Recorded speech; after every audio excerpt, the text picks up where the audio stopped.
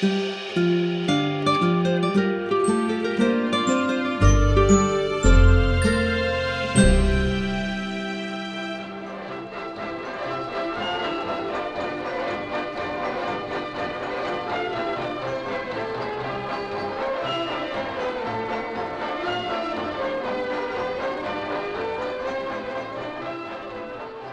everyone, and welcome to a special episode of Adventures in Theater History. We are releasing this episode on New Year's Eve, December 31st, 2021. Tomorrow is, of course, New Year's Day 2022, and as every Philadelphian knows, New Year's Day is when the Mummers Parade takes place. Now, I must confess that I myself was completely ignorant of the Mummers Parade before I moved to this area. It's a Philadelphia thing, and its reputation hasn't traveled much beyond that. As far as major urban holiday parades go, it's much less well known than Rio de Janeiro's Carnival or New Orleans' Mardi Gras or even New York City's St. Patrick's Day Parade. Indeed, until the 2018 post-Super Bowl victory speech hoarsely yelled at a gleeful crowd of Philadelphians by the Eagles center Jason Kelce in full Mummers regalia of an enormous green, purple, and white costume, a sparkly turban adorned with shamrocks. Most of the rest of America had never even seen a mummer either. If you're listening to this program outside of the United States, as I know some of you are, you still may not know what I'm talking about. You'll just have to Google it. Mummer is M-U-M-M-E-R, and Kelce is K-E-L-C-E. But after you've done Googling that, if you still don't know what the Mummers Parade is, well, I put some video links in the notes for this episode. Take a look at them, and you'll get both an eyeful and an earful of mummery. I'm recording this just a few days before the annual Philadelphia Mummers Parade, and as of this moment, it is indeed scheduled to happen. Knock wood. Last year it was canceled due to the pandemic, and even this year Philadelphia city officials are requiring spectators along the parade route to wear masks. Of course, sometimes the parade is rescheduled anyway due to inclement weather. It's January after all, and I note the forecast this year is for lots of rain. Let's hope everything goes okay. The tradition of holiday mumming, raucous and socially disruptive partying over the midwinter holidays, goes way back in Philadelphia tradition. Indeed, it seems to predate the founding of the city by William Penn, having been brought over by Swedish settlers who got here before him.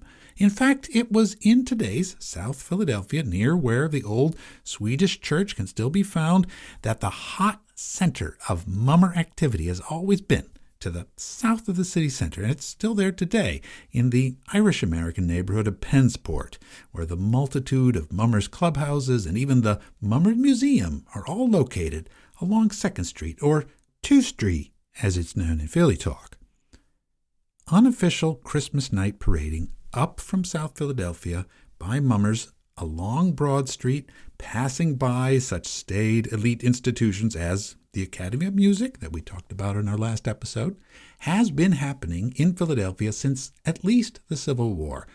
The mummers' destination was Philadelphia City Hall in Center Square, which was under construction for decades in the 19th century, but finally was completed in 1894. The parade then made the circuit around the seat of civic power, as if to both challenge it and also demanding to be seen by it. Though there were constant efforts by city officials to calm the more rowdy aspects of Philadelphia street life during that period, as we also discussed, by 1901, in an effort to regulate, contain, and organize the chaotic partying, the Mummers Parade was made an official city event. The fantastically adorned procession of mummers clubs, brigades, and their fierce competitions to outdo each other always attracts a lot of local attention around here. And the song, "O Dem Golden Slippers," and the dance, known as the Mummers Strut, a version of the classic cakewalk, has been part of the parade since the 1920s. Since the late 20th century, the parade has been annually televised on local television, and the amazing theatrical competition of the fancy brigades who do Broadway-style production numbers occurs in the evening at the Philadelphia Convention Center. Now, all of this preview is in the way of introducing what follows. This is not a regular episode that I myself have researched and written and narrated. Indeed, I am once again very grateful for the good offices of the theater historian and my fellow theater history podcaster, Mike Lueger. In November of 2019, Mike interviewed Dr. Christian DuComb, and together they talked about the Philadelphia Mummers Parade as it relates to the very particular aspect of theater history, and most particularly to the elements of the parade known as the Wenches Brigades. After this introduction, I'm going to play for you the entire interview between Mike and Christian DuComb, and although the interview is a different format than I usually employ on this podcast, I know you will be fascinated by their conversation. I'm hoping to do more interviews myself on this podcast in the future with other scholars and with other actual participants in Philadelphia theater history. Because I am following the lead of many more eminent and well-trained scholars than myself in considering the Mummers Parade an absolutely integral part of Philadelphia theater history. Indeed, as Dr. DuComb remarks in his 2017 book, Haunted City, 3 Centuries of Racial Impersonation in Philadelphia, the parade itself is rather like a vessel in which centuries of historic theatrical practices have been poured, preserved, and constantly reenacted, or haunted in his terms. Even though most of the participants in the parade could not name these traditions or describe them or indeed really care that much about them, other than that they are aware that they are doing something that expresses a particular cultural and social expression that means a lot to them. And I also follow many other scholars' lead in regarding the parade as an essential theatrical event, even though it is paradoxically impossible to see the parade in its entirety like a play. As DuComb, who has himself performed as a mummer in his day, writes in his book, quote, "To perform in a parade is to occupy a space of time that is always filled with moving. Parade participants tend to organize themselves into groups, bands, clubs, brigades, and so on, processing along a route and performing for street-side audiences as they go. These groups of parade performances are doubly on the move as they dance, play music, engage spectators, and enact short scenes or tableaux. You can stand still and watch parade from beginning to end, and it's easy to succumb to the illusion that one has seen it all. But each group of paraders passes through the spectator's field of vision for only a few moments." Close quotes. Indeed, the Philadelphia Mummers Parade tends to last all of New Year's Day, so the energy and commitment of the participants and the audiences who witness it is impressive. And of course, being Philadelphia, its history and its present have often sparked considerable opposition and controversy. And that is to a great part due to some of the theatrical traditions inextricably preserved in it. But I will let our guest podcasters explain about that. Here, in its entirety, is the interview between Mike Lueger and Christian DuComb as it first appeared slightly over 3 years ago on HowlRound's The Theater History Podcast. The interview is about half an hour long, so I'll be back again after it's over to wrap things up. Here we go. Hi, and welcome to the Theater History Podcast. I'm Mike Lueger. We live in a time when most of us are increasingly aware of and sensitive to issues pertaining to race. And it's tempting to think that we've drawn a clear dividing line between the values of our era and the stereotypes of performance traditions from the past. However, as today's guest reveals, the legacy of phenomena such as blackface performance and the minstrel show still lingers in our culture in surprising and disturbing ways. Dr. Christian DuComb joins us for this episode to talk about the Philadelphia Mummers Parade and the persistence of a figure known as the Mummers Wench. Christian is an assistant professor of theater at Colgate University and the author of Haunted City, 3 Centuries of Racial Impersonation in Philadelphia, as well as the essay The Wenches of the Philadelphia Mummers Parade, a Performance Genealogy, which you can find in the book Performing Utopia. Christian, thank you so much for joining us. Thanks. It's a pleasure to be speaking with you today. Can you describe the Mummers Parade for those of us who might not be as familiar with it? And can you tell us a little bit about its relation to blackface performance? Sure. The Mummers Parade has been an official city-sanctioned Philadelphia tradition since 1901. So in 1901, for New Year's, the city decided to sponsor a parade. And this decision to sponsor a parade, it didn't come out of nowhere.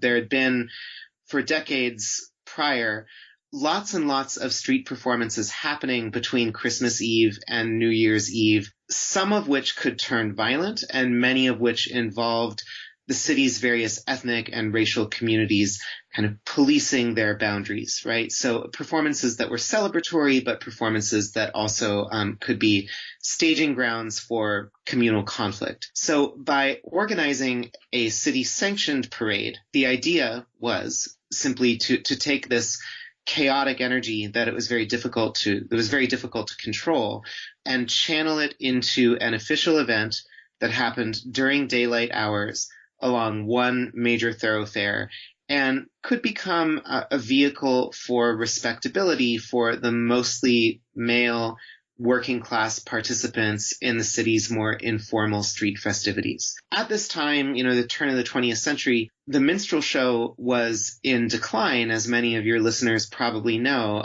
Minstrelsy really peaked in popularity in the 1840s and 50s, and then after the Civil War remained popular, but was gradually eclipsed by vaudeville in the early 20th century. However, in Philadelphia, the minstrel show seems to have persisted a little bit longer than in other major northern U.S. cities. So the minstrel repertoire was still quite active. And I think that as community performers were looking to stage more formal presentations as part of the Mummers Parade, they often drew on the minstrel repertoire because that was the popular theater of their time and place. It was the theater that they were familiar with. So you see characters, dance steps, costuming and makeup styles, songs transmitted from late minstrelsy into the early Mummers Parade. And there's some sketchy evidence that at least one minstrel show producer in Philadelphia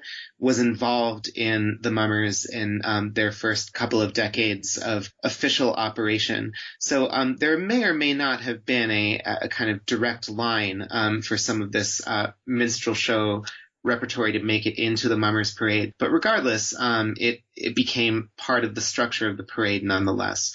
So you see, for example, the Mummers Parade string bands looking an awful lot like minstrel show stage bands, just in terms of the style of music that they played, the instrumentation, etc. And then, of course, the Mummers Parade continued to develop over time, develop some of its own distinctive styles, and there were other influences on the parade besides the minstrel show. But I think the fact that the beginnings of the official parade coincided with, a moment when minstrelsy was very well established and still popular in working class culture really helped to cement the minstrel repertoire as a bedrock of a lot of Mummers performances. Now, the particular figure that you talk about in your essay, The Wenches of the Philadelphia Mummers Parade, is this figure, the Mummers Wench. Who or what is this figure, and where does it come from? Okay, well, I think there are two ways to answer that question. One of them is to answer it theatrically, like what is the theater history behind this character? And that's what I'll go into first. The second way to answer the question is who performs this role, right? Why is this role attractive, and to whom is it attractive in the parade in both our contemporary 21st century moment and also historically? So in terms of theater history, many of your listeners may know this, but I think it's worth reviewing a little bit of the history of the minstrel show and how it came to be. The minstrel show as an evening-length autonomous theatrical genre emerges somewhere between 1842 and 1843. And it seems to have sprung up more or less simultaneously in Buffalo, New York City, and Philadelphia, where you have, for the first time, larger groups of blackface performers performing together and entertaining audiences for something more than just an entr'acte song and dance number, right? Before the minstrel show really comes into being in 1842, 1843, many of the acts that would become part of the minstrel show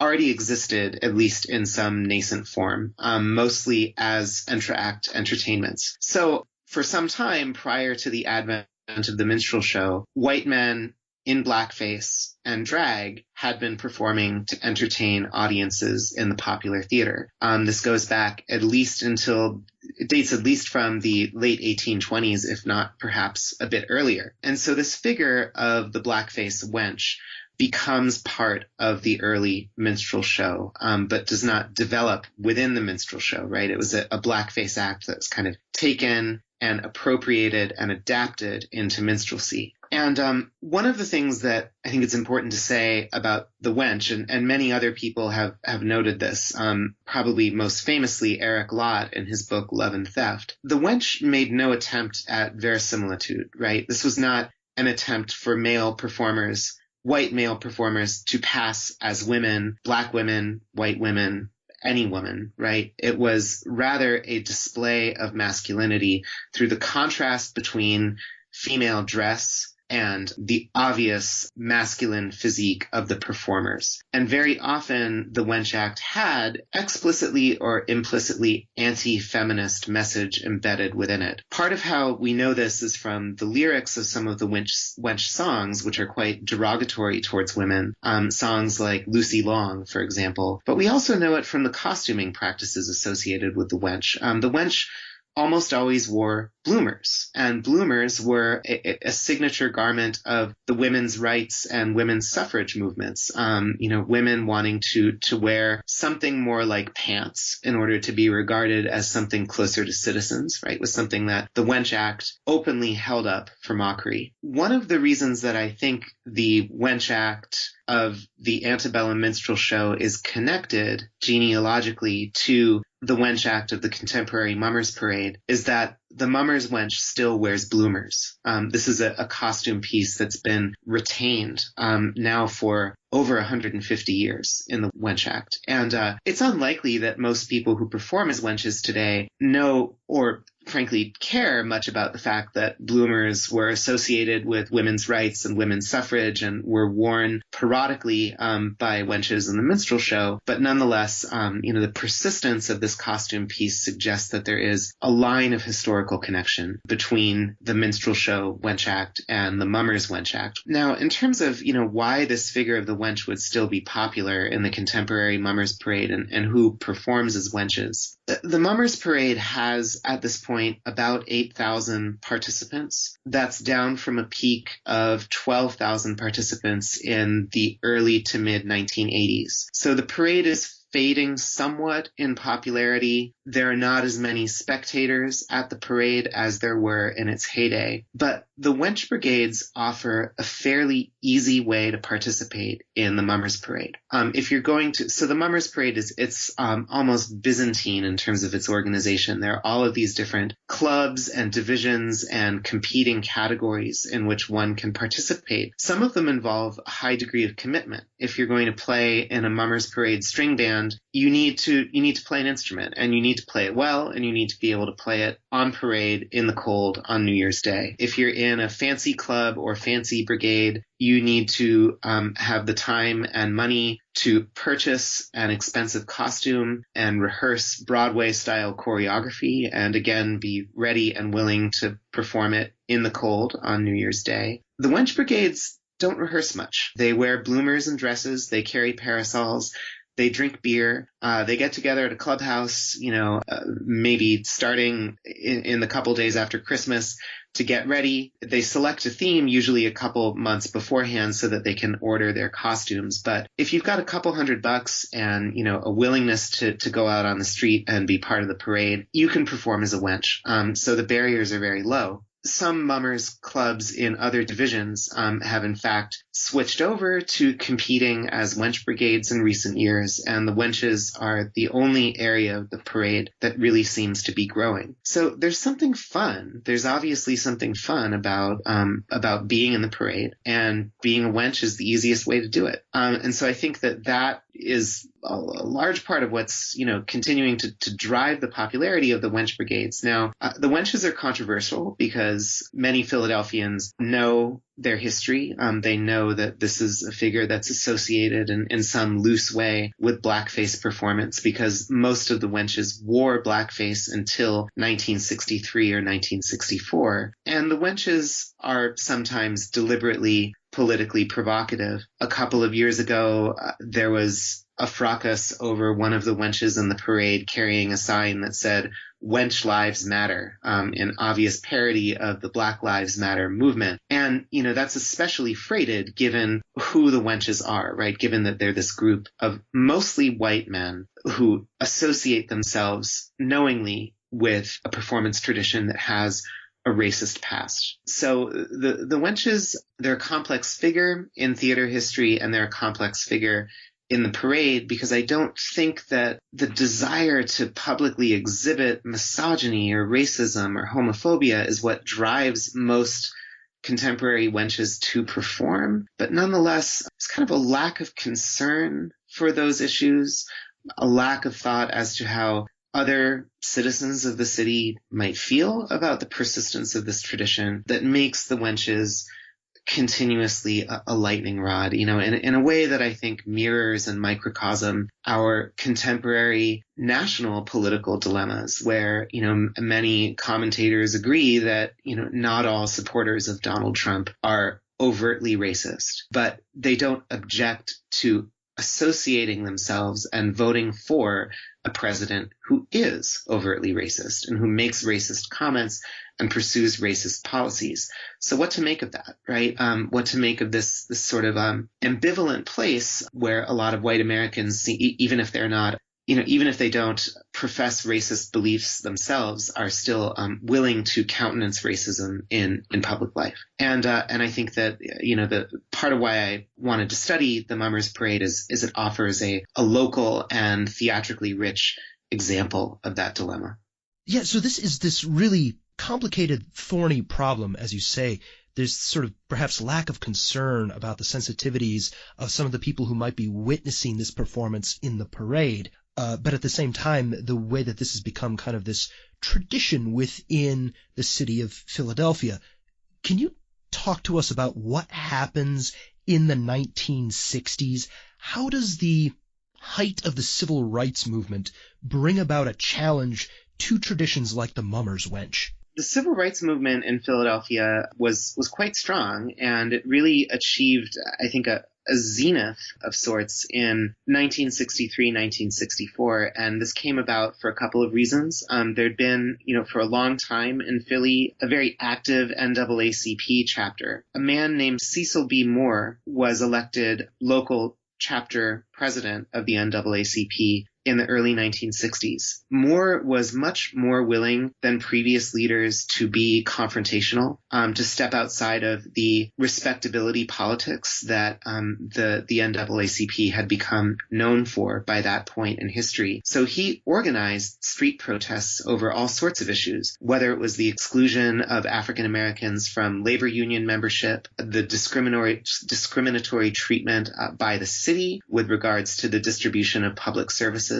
or with regards to the way that Black people were depicted in the Mummers Parade. So Cecil B. Moore teamed up with the Congress of Racial Equality in 1963 to protest not just the Mummers Wench, but more broadly, the practice of blackface masking in the Mummers Parade, which was quite pervasive. And they decided to attack this practice in two ways. The first was through a legal challenge. And an attorney working for the NAACP at the time named Charles Bowser filed suit in the Philadelphia Court of Common Pleas to say, given that this is a parade that receives city funding and happens in public space, this display of racist performance, essentially, of, blackface worn by thousands of men on New Year's Day shouldn't be allowed. right? And then the second tactic that this coalition of civil rights groups adopted was to actually try to block the parade from happening on the street. So I've talked to people on background who were on both sides of this confrontation. And what people have told me is that it could have turned into a fairly ugly and violent race riot between the Mummers and the civil rights protesters. And there are a few reasons that that did not happen. One of them has to do with the weather in Philadelphia on New Year's Day. When it's really exceptionally cold and snowy on New Year's, the parade is sometimes delayed for a few days. And that happened in 1964. The parade was pushed back from January 1st to January 4th because of a big New Year's Day snowstorm. And that kind of, that gave people a little bit of time to cool off. There was also another dynamic at work within the African American community in Philadelphia where, the civil rights movement, of course, spoke for that community, but there were other constituencies in the community as well. A lot of African American musicians in Philly worked for mummers groups and especially for wench brigades to provide on a hired basis accompaniment to the performances. And some of these relationships between African-American brass bands and individual wench brigades dated back decades. And there were signed contracts in place. And there were some Black musicians in Philly, probably because they wanted to get paid, maybe because they sympathized with the mummers.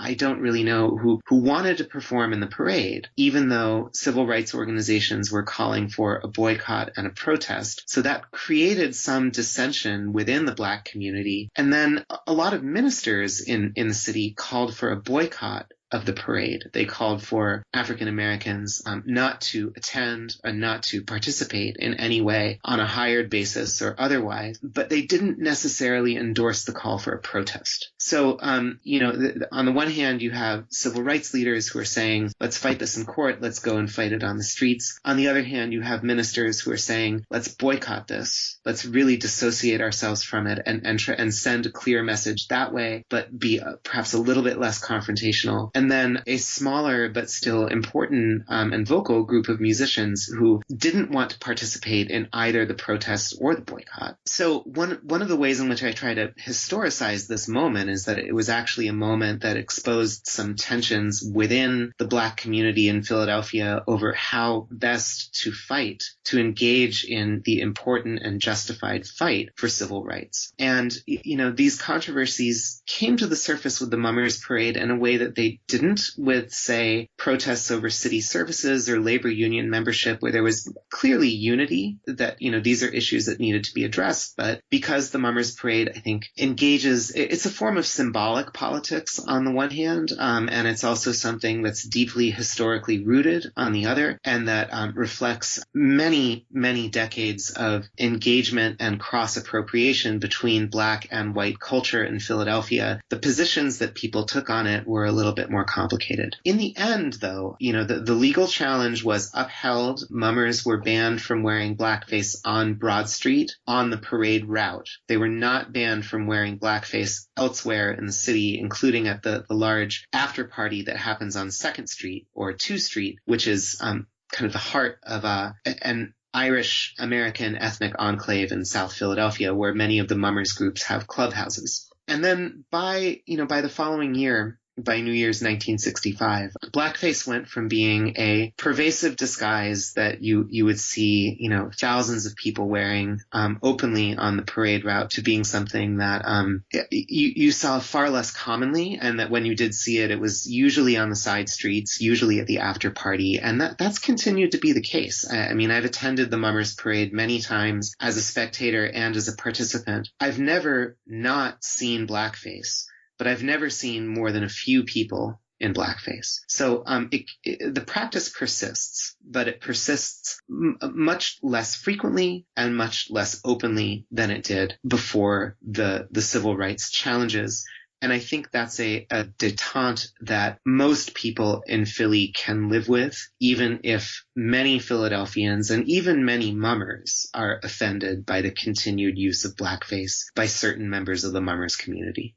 So at one point in your article, you quote the scholar W.T. Lehman, who points out all the ways in which elements of minstrel shows crept into our popular culture. And I'm paraphrasing here, but he basically then asks, why do we talk about this style of performance as though it's a thing of the past? What does your research into Mummers Wenches and the larger context of the Philadelphia Mummers Parade suggest to you about the legacy of blackface performance and its continued influence on our culture? Well, that is, again, a very good question. And I do. So for those of you who may be interested in tracking this down, I use W.T. Lehman's phrase, the blackface lore cycle, which he uses to describe the way in which blackface kind of cyclically recurs in American culture and crops up in unexpected places.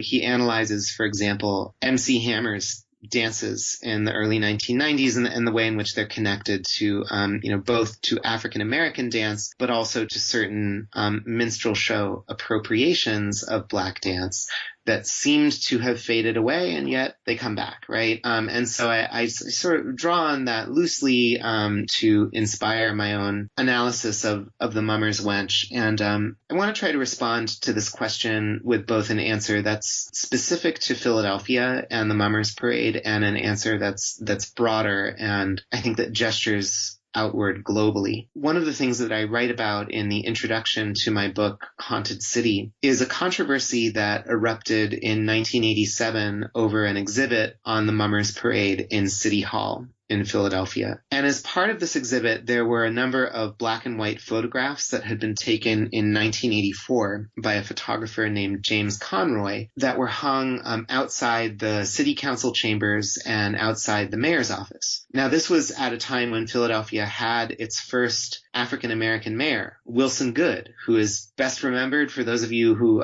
know something about Philly, for the move bombing a little bit later on, the incident where this Black collective that was living in West Philly in conditions that a lot of neighbors had been complaining about. They'd been evicted. They hadn't listened. Eventually, Wilson Goode ordered the firebombing of this compound, and a number of people died, including several children. So he's not a mayor who's fondly remembered, but before all this happened, he was really seen as a champion of Black rights in Philadelphia. It was enormously significant that the city had finally elected a Black mayor after having a very large African American population that had been underrepresented in city politics for a long time. So Wilson Goode did not like these photographs, and he and his administration ordered that they be taken down. And that infuriated the artist and also the organizers of the exhibit, because the photographs did not actually show performers in blackface. They appeared to show performers in blackface because the photographs were black and white, but the photographer attested that these performers were wearing purple and blue and dark green makeup, right? They were not in blackface. So the technology of black and white photography had created an optical illusion of sorts that made it seem as though blackface was being celebrated as part of the contemporary Mummers Parade. And my read on these photographs is that both sides of this debate have a point. The defenders of the photographs are right about what the photographs actually depict, and they're also right that there's something troubling about, a public art exhibition being censored in City Hall because the mayor happens to dislike its politics. At the same time, I've read through some of the judges' notes from the Mummers Parade from, the time of the blackface controversy in 1963-64 forward. And one thing that comes up again and again in these notes is the use of dark colored makeup. And I think that this was, for many mummers, a substitute for blackface. If blackface was banned, but purple face or blue face or dark green face were not banned, then it was a way to sort of maintain something close to blackface without actually getting arrested or kicked off the parade route. You still frequently see yellow face and brown face in the parade. There's at least one account of a group of mummers in purple makeup painting black streaks on their faces after they finished their performance at City Hall at the terminus of the parade route. So dark colored makeup in some ways substituted for blackface. And the black and white photographs reveal that, right? They reveal what I call, drawing on another Mummers scholar named Elizabeth Layton, the strategically invisible way in which blackface persists in the parade. And I think that's where we are now with regards to this legacy in our theater culture, our performance culture, and our popular culture. Blackface, when performed explicitly, draws denunciations from all quarters, but close analogs to blackface, whether musical, visual, sartorial, etc., are still to be found everywhere. I kind of keep an ongoing log of this, but it seems that every few weeks at least there's a story somewhere in the world about some prominent performer appearing in blackface on TV or at a public event or on stage, and this almost reflexive outcry that happens. And the most recent incident was a comedian in Japan named Masatoshi Harada, I believe, who appeared in a New Year's Eve performance on television in blackface and a kinky wig and a Detroit Lions jacket, trying to evoke an Eddie Murphy character from a 1980s film, right? And so blackface, I mean, and this has been noted by many scholars before me, blackface traveled well beyond the borders of the U.S. in the 19th century. I mean, blackface touring acts were popular in England right around the same time that they became popular in the U.S., and blackface tours to South Africa, to Australia, through continental Europe were quite common by the latter part of the 19th century. So, blackface has a global legacy, and we condemn it when we see it explicitly, but I think we overlook it when it's veiled, whether by a slight change in the color of the makeup or a slight inflection of a performance that allows us to draw this line that you spoke of in your introduction to the interview, right? A line between how past performance traditions dealt with race and how we deal with race in theater and performance today. And I think that line is rather blurry, right? And I'm not sure what the implications of that are. I mean, I think that, the danger in historicizing contemporary performance practices with regards to the minstrel show's legacy or to blackface legacies is that it brings about a kind of a censorious attitude towards some of this material that, we need to excise it. I don't think we need to excise it. In fact, I mean, I love the Mummers Parade, and I hope that it has many more years and decades of success as a local tradition. But I think the Mummers need to grapple with this history, and I think that it needs to be openly acknowledged. It needs to be discussed. That could be an opening for some meaningful intergroup dialogue in Philadelphia, which is still, like many large American cities, quite segregated, quite racially divided. And there's more and more interest in the Mummers Parade from people outside the traditional, white working class communities that have provided the majority of Mummers performers. And I think the parade can and should become more diverse, and that's only going to happen if the parade's racist legacy is brought out into the open to be discussed. And I'm open to the Wenches making arguments for maintaining their tradition. I don't think their tradition should be banned, but I think they should be held accountable for it. And I think that that's really the contribution that I hope this work makes, to debates in Philly over the Mummers Parade, but also to larger debates in theater scholarship and in popular culture over blackface and its legacies, that, calling these legacies out, addressing them, has the power through criticism, through openness, through historical engagement to start to bring about change, not by trying to change either the present or the past, but simply to acknowledge uncomfortable parts of the past that are still with us in the present, and then to see where that leads us, as citizens, as scholars, and as artists with regards to this legacy. We'll post additional links and information that will let you explore the legacy of the minstrel show and learn more about the Mummers Parade. Christian, thank you so much for illuminating this complicated piece of Philadelphia's performance history. All right. Thank you. It was a pleasure. If you'd like to continue today's conversation, please visit howlround.com and follow HowlRound and @TheaterHistory on Twitter and Facebook. You can also visit our website at theaterhistorypodcast.net, where you can find links to all of our episodes. And you can email your questions and comments about the show to theaterhistory@theaterhistorypodcast.net. A big thank you to the staff at HowlRound who make this show possible. Our theme music is The Black Crook Gallop, which comes to us courtesy of the New York Public Library Libretto Project and Adam Roberts. Thanks as well to Tip Kress, who designed our logo. And finally, thank you for listening.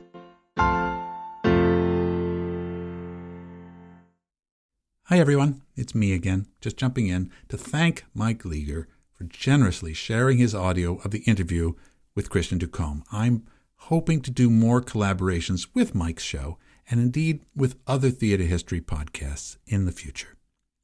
I'll be watching the Mummers Parade on TV this year, though I admit my favorite part is the evening competition of the Fancy Brigades, which almost invariably features astoundingly inventive showmanship and a passion for the theatrical that never fails to impress.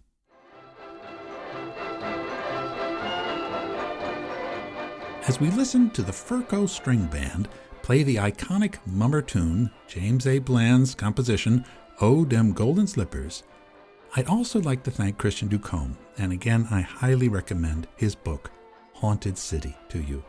I'll be using it as a prime resource, along with the work of other scholars, when we discuss Philadelphia's essential role in the creation and the heyday of the minstrel show in America.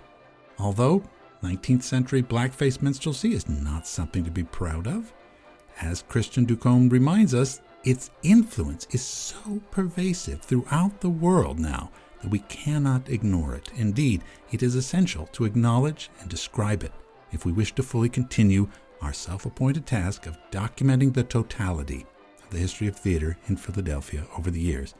And the Mummers Parade and its wench brigades are part of that history. It's complex, but it's a story worth knowing about. I'll leave you with this final quote from DuComb's book. Quote, "Today, Mummers Wenches are the living messengers of both the antebellum Wench Act and the turn-of-the-century cakewalk, strutting to the music of black brass bands, produced by and producing an interracial performance genealogy with no single origin and no single end." I'm Peter Schmitz, and our theme music and sound engineering are by Christopher Mark Colucci. Thanks for coming along on another adventure in theater history, Philadelphia.